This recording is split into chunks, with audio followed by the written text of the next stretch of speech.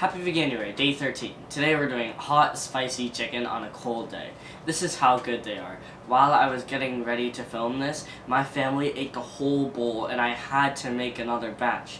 I put them with a winter salad I made for Veganuary 2 years ago.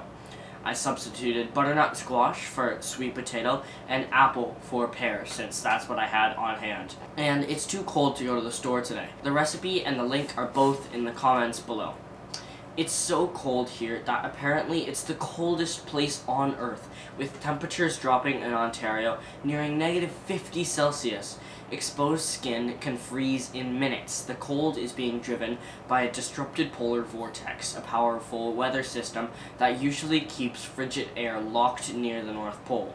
Scientists suggest that rapid Arctic warming may weaken the temperature difference between the Arctic and lower latitudes, making the polar vortex more unstable, increasing the chances of extreme cold outbreaks reaching southern regions. 44 different scientists from 15 different countries have sounded the alarm about the potential collapse of the AMOC, one of the world's most important ocean currents. Their open letter warns that global warming is weakening this massive circulation system, a trigger that could shift drastic cooling in parts of the world with devastating ripple effects for the global climate. They said it 2 years ago, and last year too. We have to start listening. The scientists are urging the Nordic Council of Ministers to take action in keeping global warming below 1.5 Celsius above pre-industrial levels.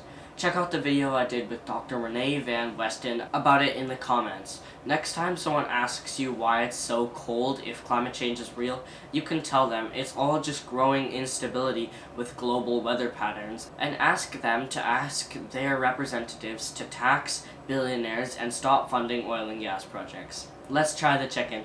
It looks really good. It tastes amazing. I doubled the recipe so your family won't steal all of it. And remember, together we can save the world. Thanks, bye.